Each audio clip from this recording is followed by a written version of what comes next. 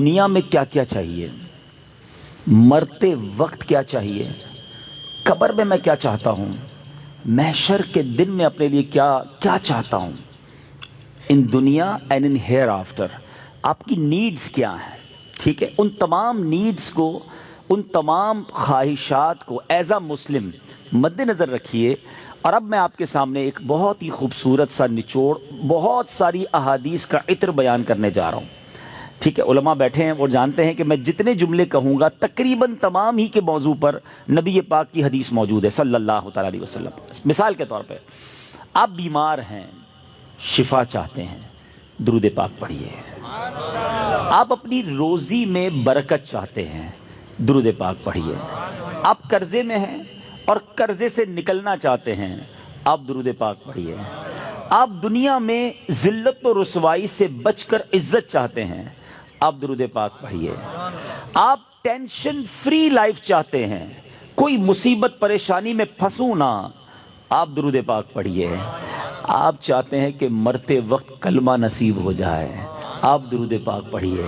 آپ چاہتے ہیں مرتے وقت نبی پاک علیہ الصلوۃ والسلام کا دیدار نصیب ہو، اور ایسا دیدار نصیب ہو کہ کونین کے والی اپنے ہاتھوں سے قبر میں اتاریں، آپ درود پاک پڑھیے. آپ قبر میں نبی پاک علیہ الصلوۃ والسلام کے جلوے چاہتے ہیں، آپ درود پاک پڑھیے. آپ منکر نکیر کے سوالات میں ثابت قدمی چاہتے ہیں، درود پاک پڑھیے. سنو، قبر میں نبی پاک نظر آئیں اور ان کی پہچان چاہتے ہیں تو درود پاک پڑھیے. بروز محشر جب ساری دنیا اٹھے گی، آپ نبی پاک کے پرچم تلے اٹھنا چاہتے ہیں، لواء الحمد کے ساتھ اٹھنا چاہتے ہیں، آپ درود پاک پڑھیے. حوض کوثر پر بڑا رش ہوگا، مگر نبی پاک کے ہاتھوں جام کوثر چاہتے ہیں تو درود پاک پڑھیے. آپ پل صراط پر گھبراتے ہوئے نہیں، ثابت قدمی سے گزرنا چاہتے ہیں، آپ درود پاک پڑھیے. اور سنو، نبی پاک کے ساتھ جنت میں جانا چاہتے ہیں تو درود پاک پڑھیے. مدینے جانا چاہتے ہیں، سرکار کے روضے پہ جانا چاہتے ہیں، آپ درود پاک پڑھیے. اور سنو، میرے آقا کا دیدار کرنا چاہتے ہیں، پھر بھی درود پاک پڑھیے. اب میں نے جتنی باتیں بیان کی ہیں الحمدللہ تقریباً ان تمام باتوں کے پیچھے حدیث پاک موجود ہے. جن کا مطالعہ ہے وہ سمجھ رہے ہوں گے کہ یہ تمام بشارتیں، یہ تمام ریوارڈز، یہ تمام عنایتیں میرے آقا علیہ الصلوۃ والسلام نے احادیث میں بیان فرما دی ہیں. اب مجھے بتاؤ اور کیا چاہیے. ایک مسلمان کو اپنی زندگی، اپنی موت، اپنی قبر اور اپنے حشر کے بارے میں جو کچھ چاہیے میں نے سبھی تو بیان کر دیا. آپ عزت والی زندگی چاہتے ہیں، آپ روزی روزگار میں برکت چاہتے ہیں، ٹینشن فری لائف چاہتے ہیں، ذلیل و رسوا نہ ہو یہ چاہتے ہیں، پریشر میں نہ رہیں یہ چاہتے ہیں، کلمے والی موت ملے، نبی پاک کے دیدار والی موت ملے، قبر میں آقا کے جلوے ہوں، محشر میرے آقا کے ساتھ ہو، اور چاہیے کیا؟ اللہ اکبر. یہ ہے وظیفہ درود پاک. ہم اس کو پہچان ہی نہیں سکے، یہ اس درود پاک کی برکتوں کو جان ہی نہیں سکے. یہ چابی ہے سکسیس کی. It is the key of success. Every problem کا solution درود پاک میں ہے. ایسے نہیں لکھا شاعر نے کہ دکھوں نے تم کو جو گھیرا ہو تو درود پڑھو، دکھوں نے تم کو جو گھیرا ہو تو درود پڑھو، جو حاضری کی تمنا ہو تو درود پڑھو. اللہ کرے کہ بس اس کو ریئلائز کر جائیں اور اب اپنی زندگی میں درود پاک کو بالکل شامل، ایسا شامل کر لیں. اچھا، میں نے جتنی ساری باتیں بتائی نا، ان ساری باتوں کے لیے الگ الگ حدیث تو موجود ہے.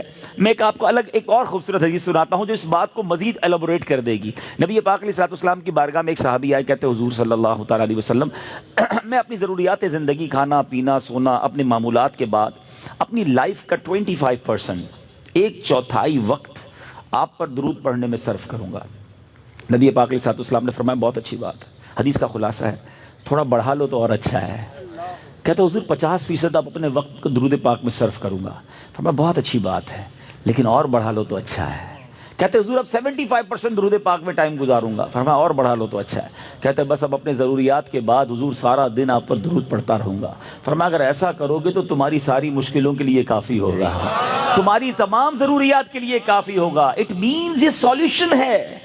ہم پریشان بھی ہوتے ہیں پھر بھی درود نہیں پڑھتے، ہم قرضے میں ہوتے ہیں درود نہیں پڑھتے، ہمارے کاروبار کی پرابلم آ جاتی ہے ہم درود نہیں پڑھتے، ہم بیمار ہو جاتے ہیں ہم درود نہیں پڑھتے، حالانکہ سب کا علاج ہے. سبحان اللہ. تو اب آج اس خوبصورت اجتماع میں آئے ہیں, یہ پہلے ریئلائزیشن لے کر جائیں کہ میں نے اب اپنی زندگی میں درود پاک کو بالکل ایسا شامل کر لینا ہے جیسے زندگی میں بہت ساری ضروری زندگی کی چیزیں شامل کی ہیں. پہلے تو محبت کے ساتھ درود پاک پڑھ لیں, صلو علی الحبیب صلی اللہ تعالی علی محمد صلی اللہ علیہ وسلم. اب میں ایک اور جہت کی طرف بات کرنا چاہتا ہوں. فضیلت تو سن لی, مزہ بھی بہت آیا, سبحان اللہ بھی بڑی زور سے نکلا. درود پاک کل سے شامل ہوگا یا نہیں اس کی گارنٹی نہیں ہے. اچھا, ہم نے پہلے بھی کئی بار فضیلتیں سنی ہیں. دعوت اسلامی والے تو جب بیان کرتے ہیں پہلے درود پاک کی فضیلت بیان کرتے ہیں, اور جب سنتے ہیں ماشاءاللہ مزہ بھی بہت آتا ہے, لیکن ایک دو دن بعد پھر وہی پورا دن گزر جاتا ہے, درود پاک شامل نہیں ہوتا. میں نے بہت غور کیا, سچی بتا رہا ہوں, میں اپنے لیے غور کیا کہ یار بیان تو بڑے کرتا ہے, تیری زندگی میں کتنے درود ہیں, کتنے پڑھتا ہے روز درود پاک. دنیا کو کہتا ہے روز اتنے 100 درود پڑھو, ادھر پڑھو. میں نے بہت غور کیا کہ یار پڑھتا تو ہوں, لیکن جس کو کہنا کہ زندگی کا جزو لا ينفق بن جائے, ایسا زندگی کا حصہ بن جائے کہ اس کے بغیر زندگی نہ گزرے, تو اس کا طریقہ کیا ہوگا؟ اب دیکھیں, زندگی میں بہت ساری چیزیں آپ کی میری ایسی آئیں جو پہلے نہیں تھیں, مگر ہم نے اس کو زندگی کا حصہ بنایا. مثال کے طور پہ اللہ پاک آپ سب کو ہمیشہ صحت مند رکھے, عافیت میں رکھے, لیکن کبھی کبھی انسان کی زندگی میں ایسا موقع آتا ہے دوائی آ جاتی ہے. ڈاکٹر کہتا ہے آپ کو جناب یہ پرابلم ہو گئی ہے, اب صبح دوپہر شام یہ دوائی پینی ہے آپ نے, اور حال میں پینی ہے. ہم کیا کرتے ہیں, ڈاکٹر کے سامنے یہ تو نہیں کہتے انشاءاللہ, اس کے بعد گھر چلے جاتے ہیں. ڈاکٹر اگلے مہینے جاتے, کیا ہوا, بولا وہ نعرہ تو لگایا تھا, دوائی تو نہیں پینی. نہیں, فوراً پلان, ادھر نیت, فوراً پلان, باہر نکلتے ہی پہلے اس کا پرچہ لے کے جاتے ہیں میڈیکل اسٹور پہ, 1 مہینے کی دوائی دو. سٹارٹ شروع کیا نا, نیت کی اور پلاننگ شروع کی سسٹم میں لانے کے لیے. اب ذرا پوائنٹ سمجھیے گا, جو میں نے ریئلائز کیا آج آپ کو فارمولہ دے دیتا ہوں. اچھا, دوائی لی. اچھا, ہم جیسا آدمی جو بیزی ہے وہ کیا کرتا ہے, وہ دوائی بھی تھوڑی زیادہ لیتا ہے. ایک پتہ رکھتا ہے آفس میں کہ یار دوپہر کے کھانے کے بعد آفس پہ ہوتا ہوں ادھر پیوں گا.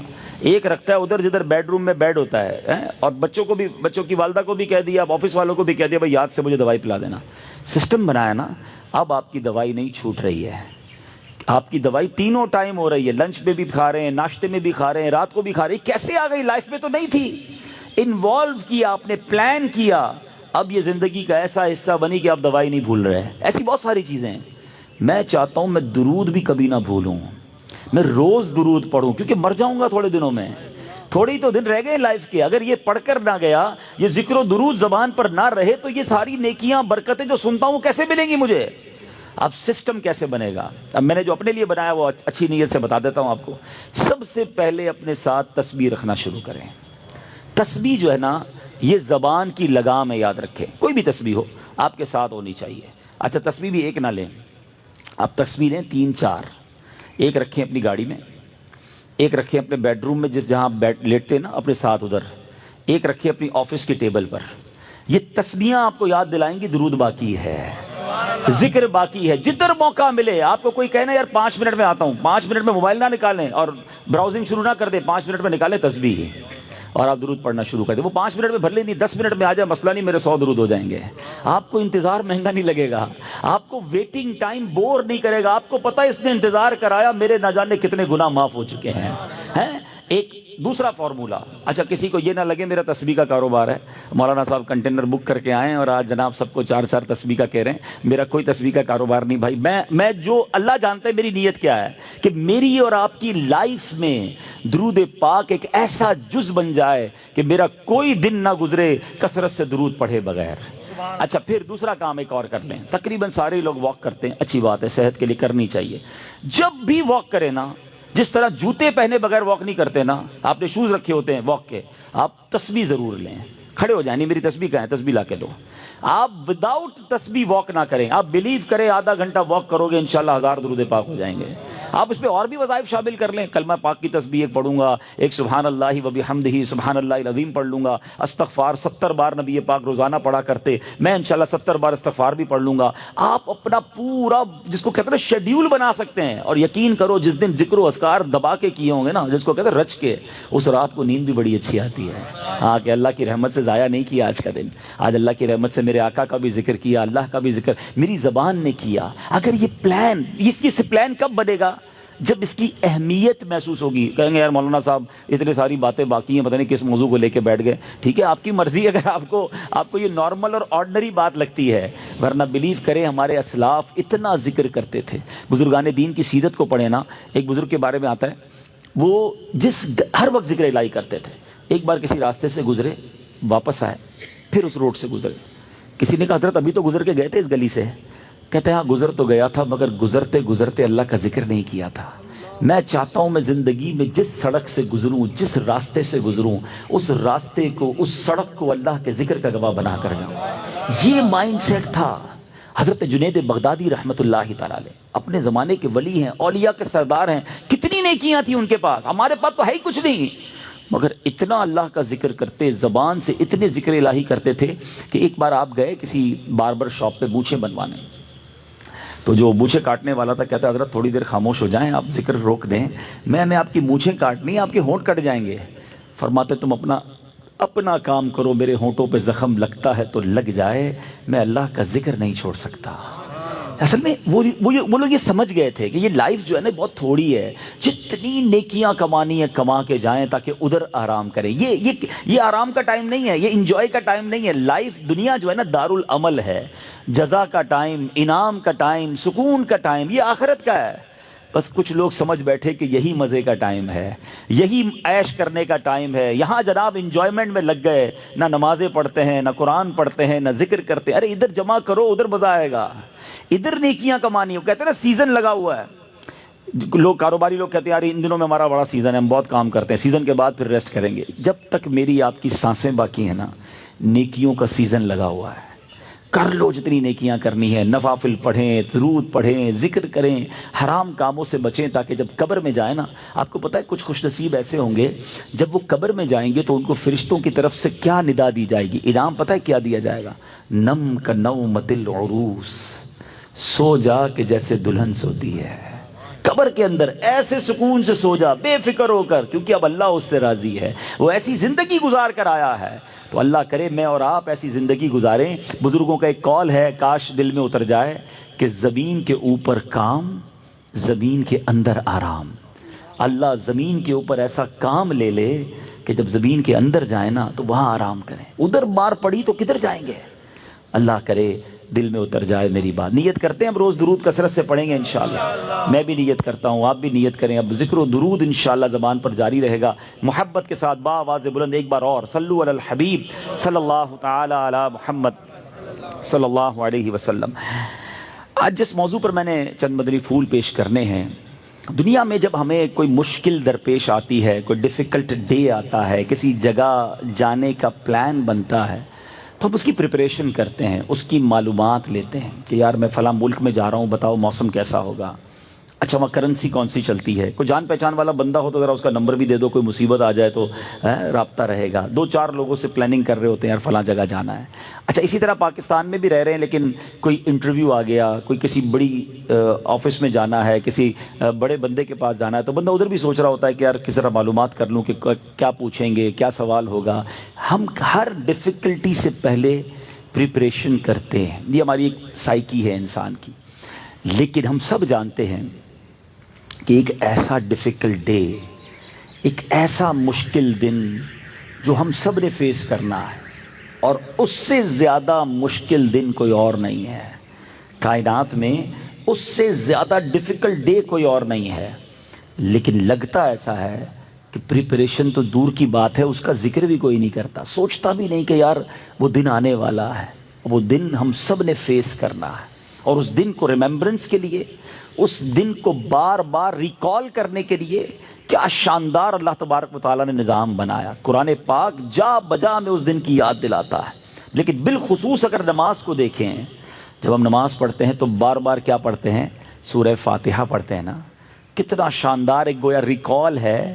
بسم اللہ الرحمن الرحیم, الحمدللہ رب العالمین, الرحمن الرحیم, مالک یوم الدین. ہر روز پڑھ رہے ہیں. روزے جزا کا مالک ہے اللہ. کیا ہے؟ روزے جزا کا مالک. یہ روزے جزا کیا ہے؟ ڈے آف ججمنٹ, فیصلے کا دن.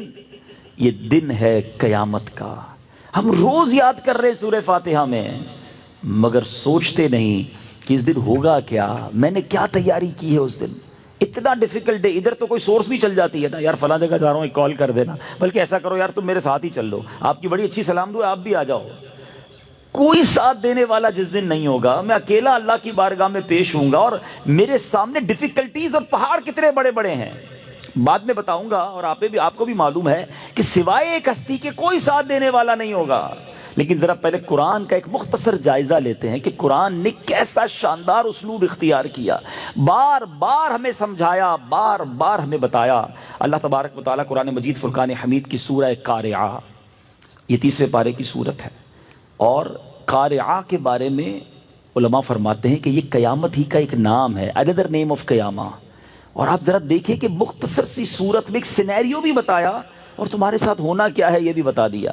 اور قرآن پاک کا ایک بڑا شاندار اسلوب ہے، جب کسی چیز پر توجہ دلانی ہوتی ہے، ایمفسائز کرنا ہوتا ہے، تو اس کو پہلے سوالیہ طور پہ قرآن بیان کرتا ہے، پھر خود قرآن ہی اس کا جواب دیتا ہے.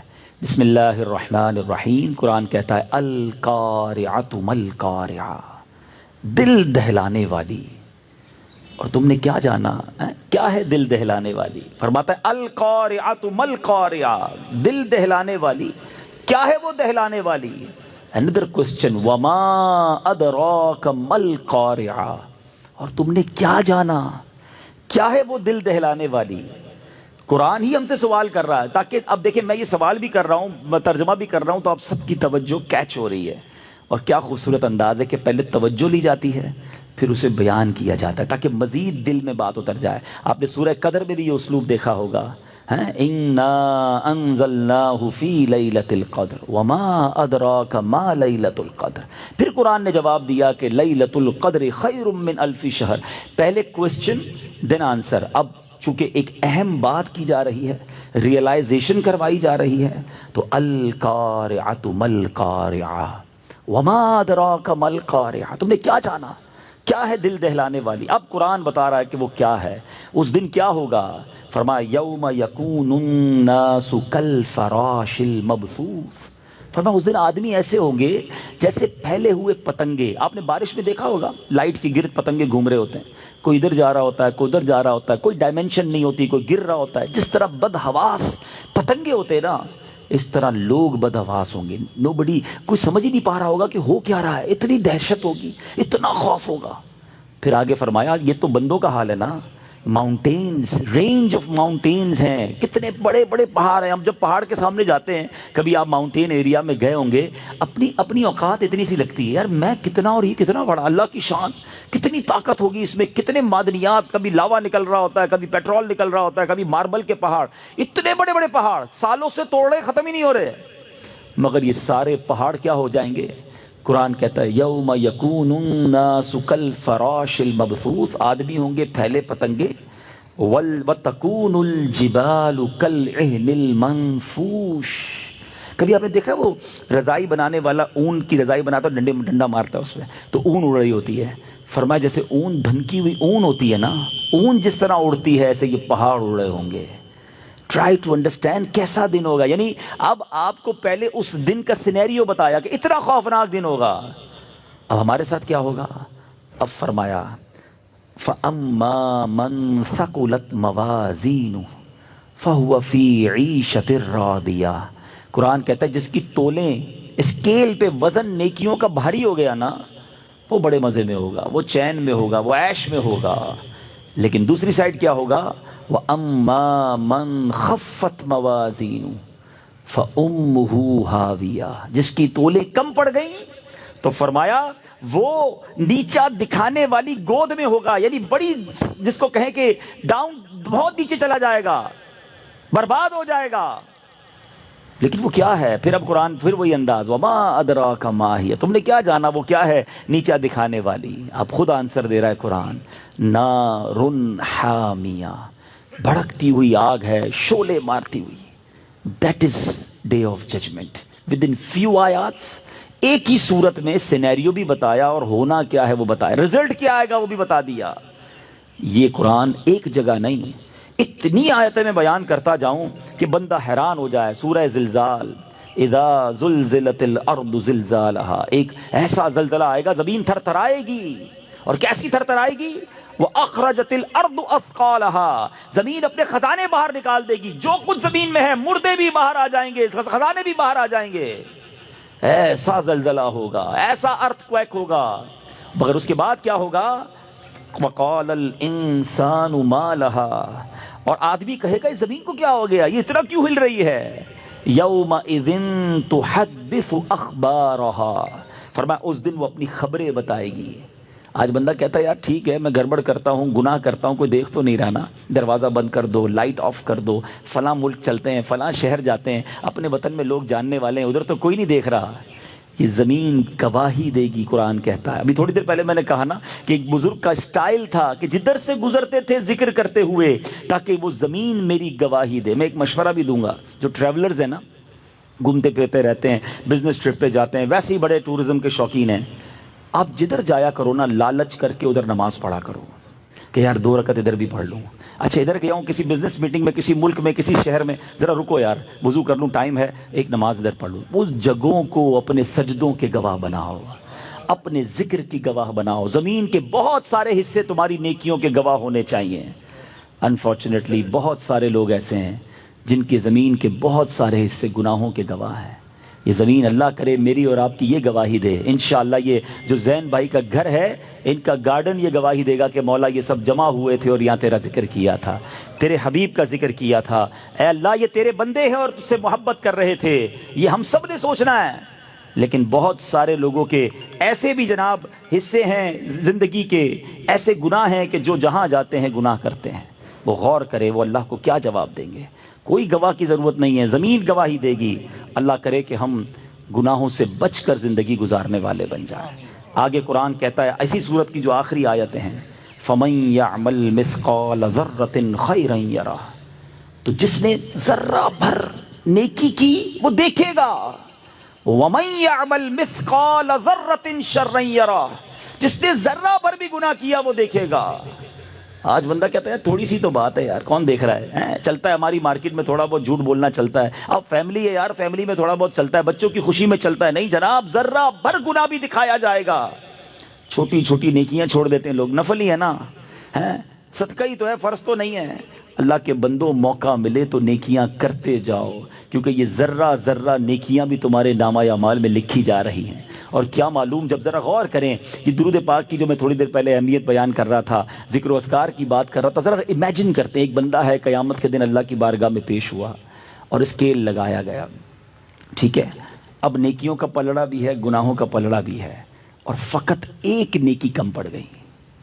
اب وہ کتنی حسرت کرے گا کہ کاش میں درود پڑھ لیتا، 2 رکعت نفل پڑھنے کا موقع ملا تھا پڑھ لیتا، یار میں صدقہ دینے کا روز موقع ملتا تھا، ایک صدقہ دیتا میرا یہ پلڑا بھاری ہو جانا تھا. اور آپ کو معلوم ہے وہ ایک نیکی کے لیے بندہ بالکل ڈھونڈے گا لوگوں کو، دوست یار رشتہ دار، ایون ماں باپ کے پاس جائے گا. ماں باپ بھی اسے مدد نہیں کرے گی، بلکہ ماں آئے گی بیٹے کے پاس کہ بیٹا میرا ایک گناہ لے لے. بیٹا کہے گا ماں میں آج تیری مدد نہیں کر سکتا. اتنا ڈیفیکلٹ ڈے ہے جب کوئی کسی کا ساتھ دینے والا نہ ہوگا. اگر آپ اس قیامت کے دن کو پراپرلی سمجھنا چاہتے ہیں نا، یہ تو میں نے آپ کو 2 صورتیں سنائی ہیں، آپ سورہ انشقاق پڑھیں، سورہ عما یتساءلون 30ویں پارے کو تو پورا پڑھ لیں. آپ کہاں کہاں کس کس انداز میں. اللہ اکبر. ایک آیت اور سنا دیتا ہوں پھر اپنے موضوع کو کنٹینیو کرتا ہوں. اور سورہ انشقاق میں اللہ اکبر، اللہ فرماتا ہے یوم لا تملک نفس لنفس شیئا. آئے ہائے ہائے، کوئی کسی کا بوجھ نہیں اٹھائے گا، کوئی کسی کے ساتھ نہیں چلے گا، کوئی کسی کا ہاتھ نہیں پکڑے گا. بندہ کہتا ہے ادھر بڑے ساتھی ہیں، بڑی سورس ہے، ایک فون کرنے کی دیر ہے، میرا کام یوں ہوتا ہے. یوم لا تملک نفس لنفس شیئا. قرآن کہتا ہے جس دن کوئی جان کسی کو جان کا کوئی اختیار نہ رکھے گی تو پھر آرڈر کس کا چلے گا؟ والامر یومئذ للہ. اس دن فقط اللہ کا حکم ہوگا، اللہ کا آرڈر ہوگا. سوچو اس دن کے بارے میں. اکیلے ہوں گے، میں اکیلا ہوں گا، آپ اکیلے ہوں گے، کوئی ساتھ نہیں ہوگا. اب میرے اعمال ایسے ہوں کہ میں اللہ کی بارگاہ میں کامیاب ہو جاؤں. تو میں یہ کہنا چاہ رہا تھا، جو لائیو بھی مجھے دیکھ رہے ہیں، اگر اور ڈیٹیل میں سمجھنا چاہتے ہیں نا کہ اسٹیپ بائی اسٹیپ قیامت طاری کیسے ہوگی، میں آپ کو ایک مشورہ دیتا ہوں. بہار شریعت مفتی امجد علی اعظمی صاحب نے لکھی، انٹرنیٹ سے ڈاؤن لوڈ بھی کر سکتے ہیں. اس کا پہلا حصہ، اس میں قیامت کا باب آپ پڑھیں گے نا، آپ کو ایسا لگے گا آپ کی آنکھوں کے سامنے گویا ایک ویڈیو چل رہی ہے. قیامت کیسے طاری ہوگی، کیا کیا ہوگا، وہ آپ نے تحریر کیا. میں اسی میں سے چند باتیں آپ کو بتاتا ہوں. آپ فرماتے ہیں کہ حضرت عیسیٰ علیہ السلام کی وفات کو جب 40 برس گزر جائیں گے، ایک خوشبودار ٹھنڈی ہوا چلے گی، اور جب یہ ہوا مسلمانوں کے بغلوں کے نیچے سے گزرے گی تو دنیا سے سارے مسلمان چلے جائیں گے، اور اس کے بعد دنیا میں کافر ہی کافر رہ جائیں گے، اور قیامت جو ہے وہ کافروں پر ہی طاری ہوگی. اچھا، یہ بھی جب میں نے حدیث پڑھی تھی، کئی بار پڑھی تھی، تو بے شک یقین ہے ہمارا حدیث پر، لیکن ایک ہوتا ہے نا کہ ہوا سے لوگ مر جائیں گے، صرف ہوا چلے گی اور لوگ چلے جائیں گے. اللہ اکبر، اس کرونا وائرس نے ساری دنیا کو بتا دیا ہے کہ میرا رب چاہے تو نہ نظر آنے والے وائرس سے دنیا کو لاک کر سکتا ہے. کئی بزنس ایسے تھے جس کے بارے میں لوگ باتیں کرتے تھے کہ یار یہ بزنس تو بند ہو ہی نہیں سکتا، یہ کاروبار ختم ہی نہیں ہو سکتا. ایئرپورٹ بند کیسے ہوگا جناب؟ ایئرپورٹ پہ دکان لے لو، 24 گھنٹے چلے گی، نہ رات ہوتی ہے نہ ادھر دن ہوتا ہے، سورج ڈوبتا ہی نہیں، ہر وقت دن ہوتا ہے. لوگوں نے یہ کام کیے. انٹرنیٹ جناب، مکے مدینے میں لوگ کہتے تھے بھئی ادھر تو کاروبار ٹھنڈا ہو ہی نہیں سکتا، اتنی ہوٹلیں ہیں، حاجی بڑھتے ہی جائیں گے، جناب کھجوریں بکنی ہیں تو جناب ہوٹلیں بکنی ہیں تو گاڑیاں چلتی رہیں گی. واٹ ایور امیجنیشن تھے دنیا میں لوگوں کے، مگر اللہ نے بتا دیا کہ کوئی تو ہے جو نظام ہستی چلا رہا ہے، وہی خدا ہے، وہ جب چاہے اس پوری دنیا کو لاک کر سکتا ہے. نظر نہیں آیا یہ وائرس کسی کو، مگر ساری دنیا لاک ہے. پاکستان والوں تمہیں تو پتہ ہی نہیں ہوا کیا ہے. اللہ نے وہ خاص کرم کیا ہے ہمارے وطن پر، جو دنیا کو دیکھ رہے ہیں، جن کی نظر ہے، جن کے رابطے ہیں، انہیں پتہ ہے کہ پوری دنیا اس وقت پریشان ہے. لاک ڈاؤن ہے دنیا، دوبارہ لاک ڈاؤن ہو رہا ہے. اللہ ہمارے وطن کو بلکہ ساری دنیا کے مسلمانوں کو بچائے رکھے. ایک باریک سا اشارہ دے کے نکل جاتا ہوں. اب ذرا دنیا کا نقشہ کھولنا اور کرونا وائرس کی موجودہ اور پچھلی صورتحال دیکھنا تو آپ کو پتہ چلے گا کہ اللہ پاک نے مسلمانوں پر خاص کرم کیا ہوا ہے. جدھر جدھر مسلمان ہیں سارے چین میں اللہ کی رحمت سے. ہاں یہ دیکھ لیں، اور یہ اللہ کی شان ہے. پچھلے دنوں میری امریکہ بات ہو رہی تھی، وہاں کے جو بہت بڑے ڈاکٹر تھے مسلمان ہیں، تو ان سے بات ہو رہی تھی. کہہ رہے ہمارے یہاں باقاعدہ ایک سیمینار ہوا، ایک میٹنگ کال ہوئی کہ پاکستان کو اسٹڈی کریں.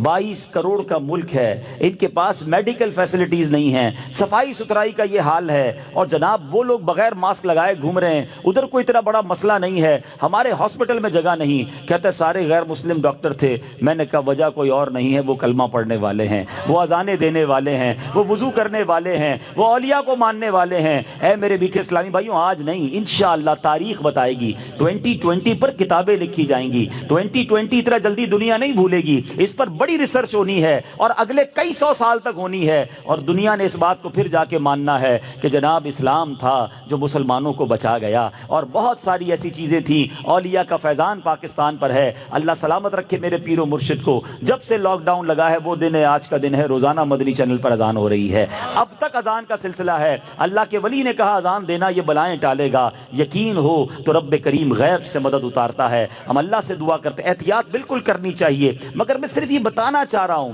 کہ میرے رب نے اس کائنات کو بتایا ہے کہ اس کی قدرت کا نظارہ کیا ہے. ہوا چلے گی قیامت سے پہلے بھی.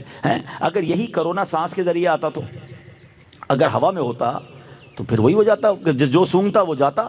اگر یہی اسی وائرس کو فضا میں صرف آ جاتا یہ، تو میرے رب کے لیے تو کچھ مطلب ناممکن نہیں ہے نا.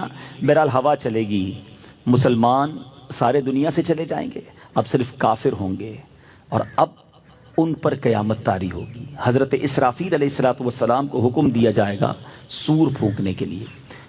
مفتی امجد علی اعظمی صاحب نے اتنی ڈیٹیل سے لکھا ہے کہ اگر آپ پڑھتے ہیں تو ایسا لگتا ہے کہ آپ کی آنکھوں کے سامنے منظر آ جاتا. فرماتے ہیں کوئی دیوار پہ لیپی لگا رہا ہوگا، کوئی کھانا کھا رہا ہوگا، کوئی اپنے گھر کا کام کر رہا ہوگا، اور اس دوران یکا یک ایک آواز سنائی دے گی. سب لوگ کان لگائیں گے کہ یہ کیسی آواز ہے. ہلکی سی آواز ہوگی اور دفعتاً یہ آواز تیز ہوتی جائے گی. حضرت اسرافیل جو سور پھونکیں گے نا، وہ آواز تیز ہوتی جائے گی اور تیز ہوتی جائے گی اور تیز ہوتی جائے گی، اور اتنی تیز ہو جائے گی کہ اب سارے لوگ بے ہوش ہو جائیں گے اور آخرکار سب دنیا سے چلے جائیں گے. حضرت اسرافیل بھی چلے جائیں گے، سور بھی فنا ہو جائے گی، دنیا میں کوئی نہیں بچے گا، جنوں انس فرشتے سب فنا ہو جائیں گے.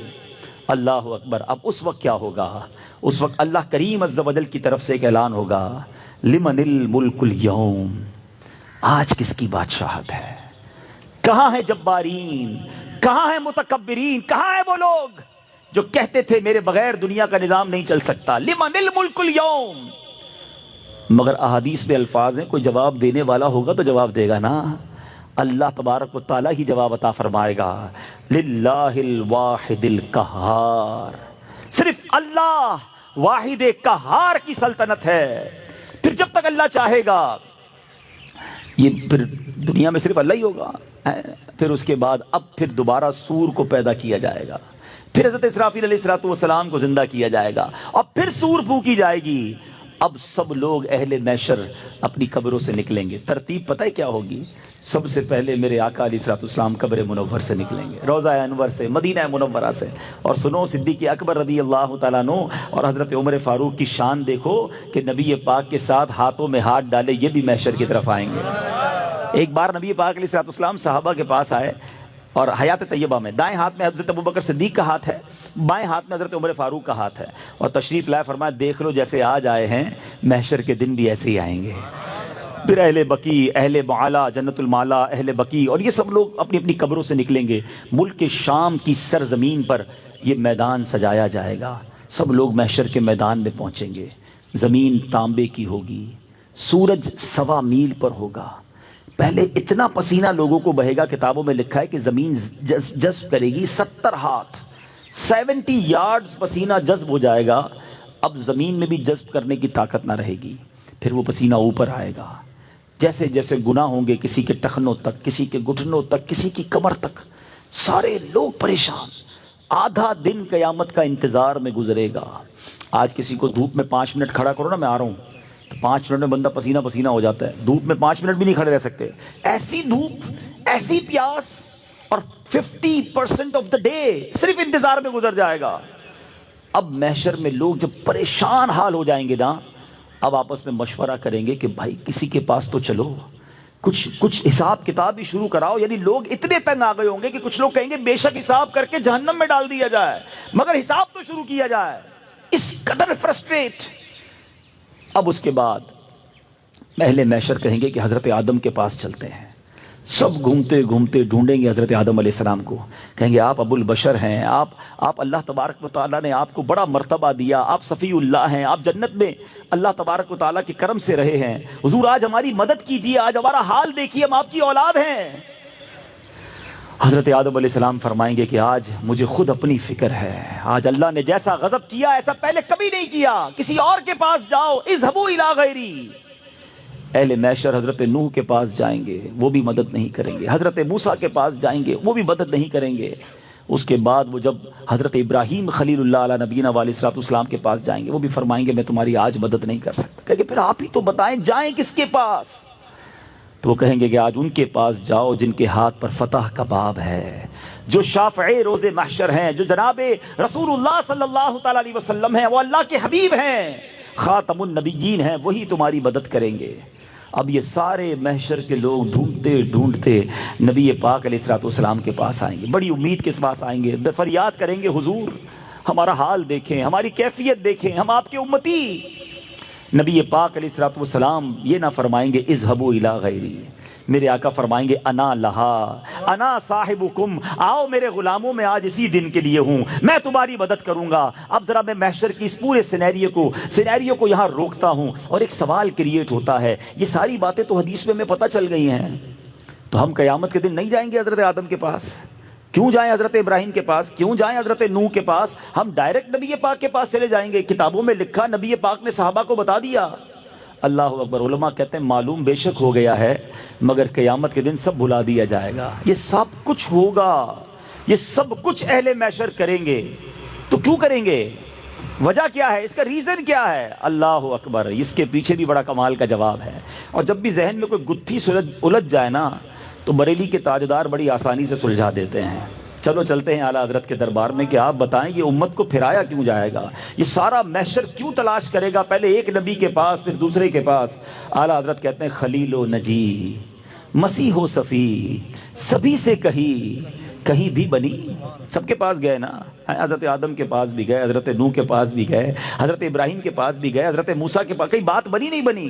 خلیل و نجی، مسیح و صفی، سبھی سے کہیں بھی بنی؟ یہ بے خبری کہ خلق پھری کہاں سے کہاں تمہارے لیے، تمہارے لیے پھرانا تھا، ساری دنیا کو بتانا تھا کہ زمین و زمان تمہارے لیے، چنین و چنا تمہارے لیے، مکین و مکان تمہارے لیے، بنے دو جہاں تمہارے لیے، آقا دہن میں زباں تمہارے لیے، بدن میں ہے جان تمہارے لیے، ہم آئے یہاں تمہارے لیے، اٹھے بھی وہاں تمہارے لیے، ساری کائنات کو یہ منظر دکھانا ہے۔ جناب ایک اور لاجیکلی کوسچن کریٹ ہوتا ہے، قبر سے اٹھتے ہاتھ میں رپورٹ کارڈ پکڑا دیا جاتا، تم جو ہے مجرم ہو، جہنم میں جاؤ، تم جناب سعادت مند ہو، مقبول ہو، جنت میں جاؤ، اپنے اپنے راستے چلے جاتے۔ اتنا بڑا میدان محشر سجانا، ساری دنیا کو جمع کرنا، اس کے پیچھے ریزن کیا ہے؟ عشق کا جواب سن لو، کہتے ہیں فقط اتنا سبب ہے انعقاد بزم محشر کا۔ There is only one reason to create that huge day of judgment۔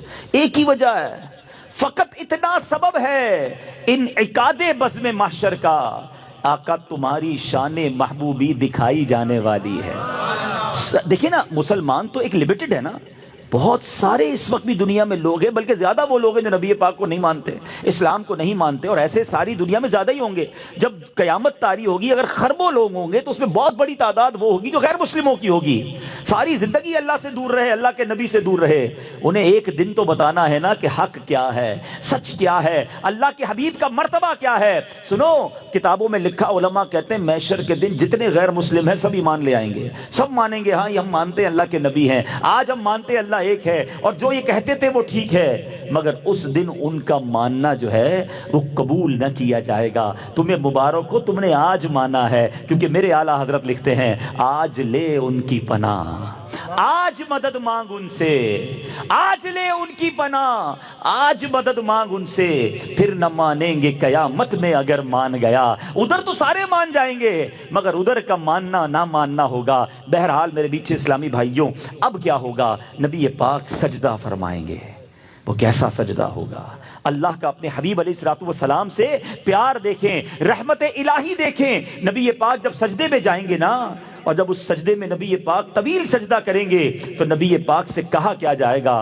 کتنے خوبصورت، کتنے محبت بھرے الفاظ ہیں۔ یا محمد ارفع راسک، اے حبیب اپنا سر اٹھاؤ، وقل تسمع، کہو تمہاری بات سنی جائے گی، وصل تعطا، سوال کرو پورا کیا جائے گا، وشفا تشفا، شفاعت کرو تمہاری شفاعت قبول کی جائے گی۔ اب نبی پاک علیہ الصلوۃ والسلام شفاعت کا دروازہ کھولیں گے، میرے آقا علیہ الصلوۃ والسلام کی برکت سے حساب کتاب کا معاملہ شروع ہوگا۔ اللہ اکبر۔ اور اب نبی پاک کے کمالات کا ظہور ہوگا۔ اب میرے آقا علیہ الصلوۃ والسلام کی امت کی غم خاری نظر آئے گی۔ کیا حال ہوگا؟ سنو، ایک صحابی رسول نبی پاک کے پاس آئے، عرض کرتے یا رسول اللہ صلی اللہ تعالی علیہ وسلم، دنیا میں جب جی گھبراتا ہے حضور، ہم آپ کے پاس آ کر آپ کا دیدار کرتے ہیں، دل کو چین پڑ جاتا ہے۔ قیامت کے دن تو بڑا رش ہوگا، حدیث کا خلاصہ بیان کر رہا ہوں، آپ کے گرد صدیقین ہوں گے، انبیاء ہوں گے، یا رسول اللہ وہاں ہم آپ کو کیسے تلاش کریں گے اور آپ کے پاس کیسے آئیں گے؟ میں کدھر ڈھونڈوں آپ کو؟ سنو،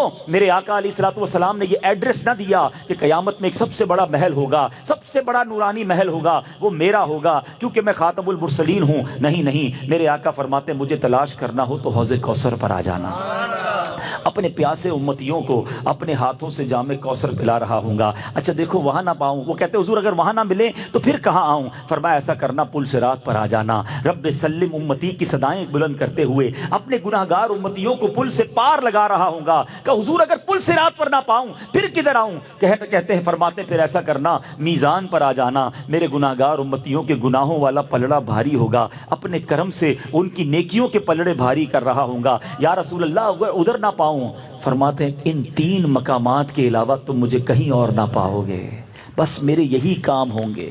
اللہ اکبر۔ ایک اور جگہ نبی پاک علیہ الصلوۃ والسلام فرماتے ہیں قیامت کے دن انبیاء کو نور کے ممبر دیے جائیں گے، میں اس وقت تک اپنے ممبر پر نہ بیٹھوں گا جب تک اپنے ایک ایک امتی کو داخل جنت نہ کروا لوں۔ ایسے آقا، ایسے کریم آقا، ایسے محبت امت سے فرمانے والے آقا. خود نبی پاک علیہ الصلوۃ والسلام کا فرمان ہے، حدیث پاک کا مضمون ہے کہ سارے نبیوں کی دعائیں ساری قبول ہوتی ہیں، مگر ایک دعا ہر نبی کو دی گئی ہے جو سب سے زیادہ اسپیشل ہے، جو مانگنا ہے مانگو.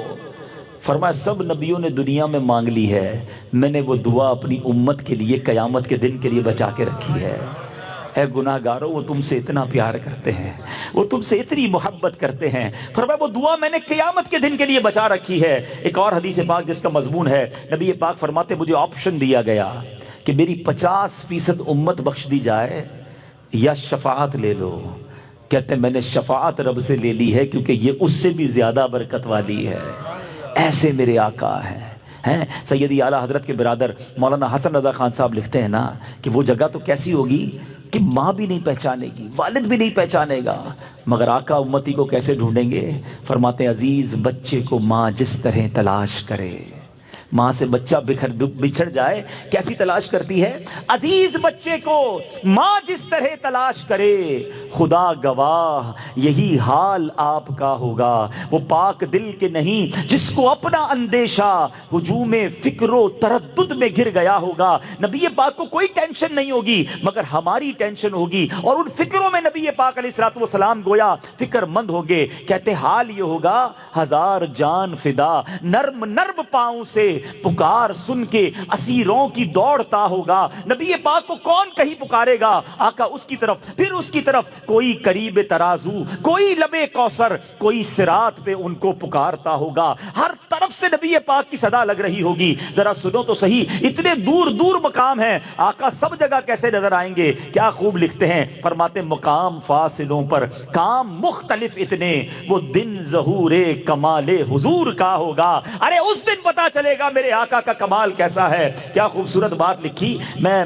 ایک شعر سنانے جا رہا ہوں، جو سمجھ جائیں گے ان کی طبیعت ہری بھری ہو جائے گی اور احساس ہوگا کہ خاندان اعلیٰ حضرت کا کمال کیسا ہے. کہتے ہیں گناہ گار پہ جب لطف آپ کا ہوگا. نبی پاک کی جب مہربانی ہوگی نا غلام پر، گناہ گار کی شفاعت کریں گے. اب ذرا جملہ سنیے گا، کیا بغیر کیا بے کیا کیا ہوگا.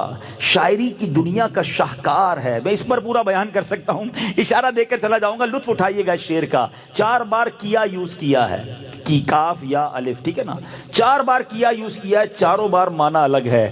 کہتے کیا بغیر کیا. اب سمجھو ذرا ہم نے کیا کیا ہے، گناہ ہی تو کیے ہیں. نبی پاک کرم فرمائیں گے نا، وہ بے کیے ہو جائیں گے، وہ ڈیلیٹ ہو جائے گا، گناہ معاف ہو جائیں گے. جو کیا ہے وہ بے کیا ہو جائے گا، اور جو بے کیا ہے، نیکیاں تو کی نہیں ہیں، وہ کیا ہو جائے گا. یعنی گناہ جو ہے وہ نیکیوں سے بدل جائیں گے. اب پھر یہ شعر سنو، کہتے گناہ گار پہ جب لطف آپ کا ہوگا، کیا بغیر کیا بے کیا کیا ہوگا. ایسی غلامی والی زندگی گزارنا. سنو کیا ہونا ہے غلاموں کے ساتھ، غلام ان کی عنایت سے چین میں ہوں گے، اور عدو نبی پاک کا جو دشمن ہے وہ آفت میں مبتلا ہوگا. اللہ مجھے اور آپ کو نبی پاک کی غلامی والی زندگی عطا فرمائے، کیونکہ نبی پاک نے اپنے غلاموں کو تلاش کرنا ہے، آقا نے اپنے امتیوں کی بخشش کروانی ہے. سنو لواء الحمد کے بارے میں بڑی کمال کی بات اعلیٰ حضرت نے اپنی کتاب میں لکھی، ایک حدیث پاک نقل کی. جو پرچم نبی پاک کو عطا کیا جائے گا لواء الحمد، اس کی چوڑائی اتنی ہوگی، اتنا بڑا پرچم ہوگا کہ 1600 برس 1600 ایئرز اگر کوئی گھڑ سوار گھوڑا دوڑائے جتنا فاصلہ طے کرے گا اتنا بڑا یہ پرچم ہوگا. اچھا میں سوچتا رہا یہ پرچم کتنا بڑا اور اس پرچم سے کام کیا ہوگا. ماشاءاللہ ریحان باپو بیٹھے ہیں، ہم یہ کلام بچپن سے سن رہے ہیں، جب سے دعوت اسلامی میں آئے. یہ گناہ گار یہ والی جو ہے، تمہارا نام مصیبت میں جب لیا ہوگا، اس کا ایک شعر ہے. میں نے جب تک یہ حدیث نہیں پڑھی تھی نا مجھے شعر سمجھ نہیں آیا تھا. اب ذرا میں تھوڑا سا آپ کو سمجھاتا ہوں یہ پرچم کام کیا کرے گا.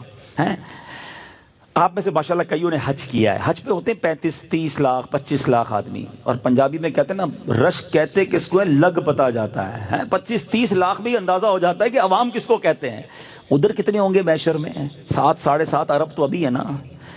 حضرت آدم سے لے کر صبح قیامت تک جتنے لوگ اس دنیا میں آئے، جتنے یونیورس میں آئے، اٹ مینز خربوں لوگ ہوں گے. کیسے نبی پاک کو تلاش کریں گے؟ عرفات میں خیمہ نہیں ملتا.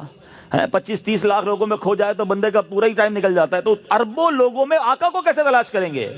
اللہ اکبر، دیکھو انتظام کیا کیا ہے ہمیں تلاش کرنے کا ہے، سننا ذرا مزہ آئے گا۔ اچھا، آپ نے حج پہ دیکھا ہوگا کہ بڑے بڑے بلون لگاتے ہیں خیموں کے اوپر، دور سے میں نظر آ جاتا ہے یار یہ پیلے رنگ کا بلون ہے نا، یہ ساؤتھ ایشیا والے خیمے ہیں، ہمیں ادھر جانا ہے، کیونکہ اور تو کچھ نظر نہیں آتا، اونچائی پہ کچھ چیزوں تو نظر آتی ہے۔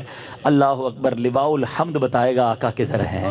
اے پرچم لگانے والوں تمہیں مبارک ہو، پرچم کی پہچان وہاں بھی ہوگی، قیامت کے دن میرے آقا کدھر ہے، غلام جو دور ہوں گے۔ اب ذرا شعر سننا، مولانا حسن رضا خان صاحب لکھتے ہیں، فرماتے مقام خسرو دین، دور کے غلاموں کو پتہ نہیں کدھر ہوں گے ہم، اور نبی پاک کدھر ہوں گے؟ مقام خسرو دین یعنی آقا کی نشانی، نبی پاک کا مقام، دور کے غلاموں کو لوائے حمد کا پرچم بتا رہا ہوگا۔ یہ پرچم بتائے گا چلو آقا ادھر ہیں، وہ دیکھو پرچم نظر آ رہا ہے، اور انشاءاللہ جب نبی پاک کے پاس جائیں گے تو آقا اپنے دامن میں چھپا لیں گے۔ تو اے میرے میٹھے اسلامی بھائیوں، باتیں تو اور بھی بہت ساری ہیں، مگر وقت چونکہ ایک لمیٹڈ بیان ہوتا ہے، میں صرف یہ بتا رہا ہوں کہ یہ ہوگا قیامت کا دن، ہے وہ ڈیفیکلٹ ڈے، بہت مشکل دن ہے۔ اللہ تعالیٰ جس سے ناراض ہوا وہ مارا جائے گا۔ ابھی تو اپنے اعمال پتہ ہی نہیں نا کسی کو، میں کیا کر کے بیٹھا ہوں، آپ نے کیا کیا ہوا ہے، ہم ایک دوسرے کے سامنے بڑے شریف بنے بیٹھے ہیں، اللہ تو جب سب جانتا ہے نا۔ اس دن جب نامہ اعمال ہاتھ میں دے کر کہا گیا، اللہ نہ کرے ہمیں کہا گیا کہ پڑھ کر سناؤ، جو جو کیا وہ پڑھ کے سناؤ، تو وہاں تو ساری دنیا ہوگی نا، میرے ماں باپ بھی ہوں گے، میرے دوست بھی ہوں گے، میرے ہاتھ چومنے والے، میری عزت کرنے والے، سوچیں ہیں، ہمارے آقا ہوں گے، خود غوث پاک رضی اللہ تعالیٰ عنہ، کیسے پڑھوں گا میں وہ سب کچھ جو میں نے کیا، جو کہا، جو بولا؟ تو یہ حساب کتاب ہوا تو مارے جائیں گے۔ ادھر فقط رحمت کا آسرا ہے، اور نبی پاک جس پر کرم فرما دیں، نبی پاک کے سوا کسی کی نہیں سنی جائے گی۔ تو میلاد کا مہینہ تقریباً اختتام کو ہے، ٹھیک ہے نا، بہت سارے آپ نے بیانات سنے ہوں گے، بڑی محفلوں میں شرکت کی ہوگی، مگر سوال میں یہ کرنا چاہتا ہوں کہ پورا مہینہ ماشاءاللہ ہم نے سیلیبریٹ کیا، بڑی اچھی بات ہے، فرق کیا آیا میرے اور آپ کے اندر؟ لائف میں چینجنگ کیا آئی؟ اس میلاد کے مہینے کے بعد میرے اندر تبدیلی کیا آئی؟ میں جیسا تھا اگر ویسا ہی ہوں؟ معاذ اللہ کچھ ایسے لوگ بھی اگر یہاں بیٹھے ہیں یا مجھے سن رہے ہیں جن کی نمازیں قضا ہو رہی ہیں، تو کیا فرق آیا اس میلاد کے مہینے میں آپ کے اندر؟ اگر جھوٹ ابھی بھی جاری ہے، دھوکہ والا کام ابھی بھی کر رہے ہو، اللہ نہ کرے حرام روزی ابھی بھی کما رہے ہو، آنکھیں ابھی بھی حرام دیکھ رہی ہیں، کان ابھی بھی حرام سن رہے ہیں، زبان سے گالی گلوچ، بے حیائی اور غیبتیں اور سب جاری ہے، تو فرق کیا آیا میرے اور آپ کے اندر؟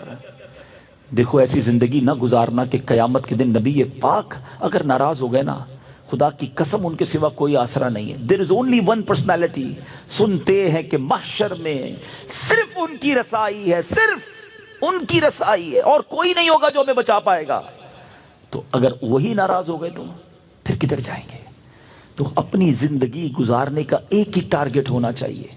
آج سے ایک فارمولہ بنا لو کہ آپ لباس پہنو، آپ گفتگو کرو، آپ کاروبار کرو، آپ فیملی میں کوئی ایونٹ کر رہے ہو، آپ کہیں آؤٹنگ پہ جا رہے ہو، آپ کوئی بزنس اسٹارٹ کر رہے ہو، جو بھی زندگی میں سٹیپ اٹھا رہے ہو، صرف ایک کوسچن اپنے آپ سے کر لو کہ میں جو یہ کروں گا اس سے میرے اللہ اور اس کے رسول راضی ہوں گے یا ناراض ہو جائیں گے؟ اور آپ کو یہ آنسر آئے نا کہ نہیں اس سے تو ناراض ہو جائیں گے، نہیں کرنا، کیونکہ وہ ناراض ہو گئے تو مارے جائیں گے۔ نبی پاک کی رضا رب کی رضا ہے، اور نبی پاک کی رضا کس میں ہے؟ نبی پاک فرماتے ہیں جعلت قرۃ عینی فی الصلاۃ، نماز میں میری آنکھوں کی ٹھنڈک ہے۔ تو نیت کریں انشاءاللہ کہ آج کے بعد ہماری کوئی نماز قضا نہیں ہوگی۔ آقا کی رضا کس میں ہے؟ فرماتے جس نے میری سنت سے محبت کی اس نے مجھ سے محبت کی، اور جس نے مجھ سے محبت کی کانا معی فی الجنہ، وہ جنت میں میرے ساتھ ہوگا۔ آقا کی رضا ان کے طریقے پر عمل کرنے میں ہے، تو اپنی زندگی میں سنتوں کو شامل کریں، یہ سوچ کر شامل کریں کہ نبی پاک کو ناراض نہیں کر سکتا، وہ ناراض ہو گئے تو میں گیا کام سے، میرے تو آپ ہی سب کچھ ہے، رحمت عالم، میں جی رہا ہوں زمانے میں آپ ہی کے لیے۔ تو اپنی ہر زندگی کے کام کو ایک بار پھر کراس چیک کر لیں، اور ان تمام کاموں کو چھوڑیں جو اللہ اور اس کے رسول کے فرمان کے خلاف ہے، ورنہ محشر کے دن کوئی کام نہیں آئے گا، کوئی دوست، کوئی بینک بیلنس، کوئی سپورٹ کرنے نہیں آئے گا۔ اللہ کرے کہ زندگی میں ہم یہ تبدیلی لانے میں کامیاب ہوں۔ اللہ سلامت رکھے دعوت اسلامی کے مدنی ماحول کو، جو ہمیں بار بار یہ ریئلائز کرواتے ہیں، بار بار یہ سمجھاتے ہیں کہ توبہ کرو اور زندگی ایسی گزارو کہ نبی پاک کے پیچھے پیچھے پھر جنت میں جائیں۔ تو نبی پاک کی سنتوں پر عمل والی زندگی گزارنے کے لیے دعوت اسلامی کے آپ مدنی ماحول سے وابستہ ہوں۔ آپ ایسے بیانات سننا چاہتے ہیں تو آپ مدنی چینل کو بار بار سنیں، ایسے پروگرامز اس میں آتے ہیں۔ پھر اسی طرح آپ مدنی دعوت اسلامی کے اجتماعات میں شرکت کریں، مدنی قافلوں میں سفر کریں، نبی پاک کی سنتوں پر عمل کرنا آسان ہو جائے گا۔ اچھا کچھ لوگ جب دور رہتے ہیں نا، انہیں لگتا ہے یہ باتیں بہت اچھی کر رہے ہیں مولانا صاحب، لیکن یار اگر میں ریلیجس لائف میں آ جاؤں گا تو پھر لائف کا سکون، جو انجوائمنٹ ہے وہ تو ساری ختم ہو جائے گی، بڑی خشک سی لائف ہو جائے گی۔ میں بھی داڑھی والا ہو جاؤں گا، میں بھی نمازی ہو جاؤں گا، میں بھی جناب، پھر تو یہ پارٹیز اور یہ سارا ہلا گلا۔ اصل پرابلم پتہ ہی کیا ہے کہ جن لوگوں نے عشق رسول والی اور سنتوں والی لائف گزاری نہیں، وہ سمجھتے ہیں یار ان کی لائف بڑی خشک ہے۔ میں صحیح بتاؤں، ساری رات فلم دیکھنے میں وہ مزہ نہیں ہے جو یاد رسول میں آنسو بہانے میں ہے۔ ایک رات ایسی گزار کے دیکھو جو مدینے کی یاد میں گزرے، یقین کرو نیند نہیں آئے گی لیکن روح بھی روشن ہو جائے گی، روح بھی خوش ہو جائے گی۔ دل میں ہو یاد تیری، گوشے تنہائی ہو، پھر تو خلوت میں عجب انجمن آرائی ہو۔ اصل پرابلم یہ کہ آپ نے یہ ٹیسٹ لیا نہیں ہے تو آپ کو لگتا ہے ان کی لائف بڑی جو ہے وہ جس کو کہیں کہ بے مزہ ہے۔ ایک ایگزامپل دے کر بات پوری کر لیتا ہوں۔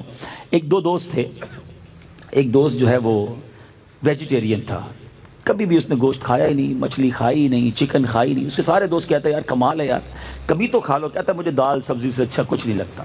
ایک دن سارے دوستوں نے پلان کیا یار اس کو پکڑ کے آج کھلانا ہی ہے۔ پکڑا اور اس کے منہ میں ایک دوست نے ذرا اچھا سا چکن جو ہے نا ٹکا اس کے منہ میں ڈال دیا۔ اس نے کھایا، کہتا ہے یار کمال ہے، یہ اتنی مزے کا ہوتا ہے، تھوڑا اور دینا۔ دوبارہ کھایا، پھر تیسری بار، اچھا یہ فش ہے یہ بھی چکھاؤ۔ اس نے کہا رکھو بھائی، یہ دال سبزی ساری زندگی یہی کھاتا رہا، مجھے کیا پتا اس میں اتنا ٹیسٹ ہے۔ تو مسئلہ یہ ہے کہ جنہوں نے پارٹیز، ڈانس اور گانے اور باجے اور بے حیائی فلموں میں سکون دیکھا ہے نا، انہوں نے ابھی تک تلاوت قرآن کا سکون دیکھا ہی نہیں ہے۔ رات کو اٹھ کر تہجد میں اللہ کی بارگاہ میں ہاتھ اٹھا کر رو کر دعا کرنے کا جو سکون ہے نا، وہ آپ نے دیکھا ہی نہیں ہے۔ اللہ کی قسم، فرانس، پیرس، جاپان اور امریکہ کے سپنے دیکھنے والوں، تم نے مدینے کی یاد میں تڑپنا دیکھا ہی نہیں ہے۔ جب یہ لطف آ گیا نا تو اندازہ ہوگا کہ اصل زندگی تو یہ ہے۔ فیملی لائف بھی اچھی ہو جائے گی، کاروبار بھی اچھا ہو جائے گا، پرسکون اور پیسفل ہارٹ آپ کو مل جائے گا۔ تو آئیے آج چینج کیجئے۔ بہت عرصہ نافرمانی والی لائف گزار لی نا، اب اس بار اللہ کی رضا والی، نیکیوں والی، سنتوں والی، عشق رسول والی لائف گزاریں اور پھر دیکھیں لائف کا لطف کیسا آتا ہے۔ تو دعوت اسلامی آپ کو ویلکم کرتی ہے۔ اسی طرح الحمدللہ دعوت اسلامی کا ایک ایئرلی ایونٹ ہوتا ہے، میں اس کی بھی آپ کو آج آفر کر رہا ہوں، اناؤنسمنٹ کر رہا ہوں۔ دعوت اسلامی 100 سے زیادہ ڈپارٹمنٹ میں کام کر رہی ہے۔ جو مدنی چینل دیکھتے ہیں انہیں ماشاءاللہ پتا ہے کہ کتنا ہیوج کام ہے۔ ان 100 میں سے 2 ڈپارٹمنٹ بڑے کمال کے ہیں، ایک ہے جامعۃ المدینہ اور ایک ہے مدرسۃ المدینہ۔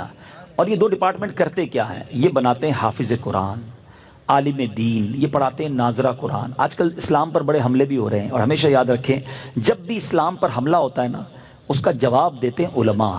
علم دین اور علماء دین کی بقا ہیں۔ یہ دین کی بقا کے لیے علماء ضروری ہے، کیونکہ کتابیں لکھ کر، تقریریں کر کے جواب دینا علماء کا کام ہوتا ہے۔ تو دین کی بقا کے لیے علماء ضروری ہیں۔ اور قرآن کی حفاظت کا ذمہ تو بے شک رب نے لیا، لیکن اس کا ایک ضمنی انداز کیا ہے کہ زیادہ سے زیادہ لوگوں کے سینوں میں قرآن محفوظ ہو جائے۔ تو حفظ قرآن کے ذریعے سبحان اللہ ان دونوں کاموں میں دعوت اسلامی کیا کر رہی ہے؟ آپ کو جان کر خوشی ہوگی کہ دعوت اسلامی کے اس وقت 5000 کے قریب مدرسے اور دارالعلوم موجود ہیں۔ اپروکسیمیٹلی مور دین 5000 ہمارے یہ انسٹیٹیوٹس موجود ہیں، جس میں 2.5 لاکھ سے زیادہ بچے بغیر کسی فیس کے قرآن پڑھ رہے ہیں، درس نظامی کر رہے ہیں، عالم بن رہے ہیں، حافظ قرآن بن رہے ہیں۔ اچھا جناب، اب تک ہوا کیا ہے؟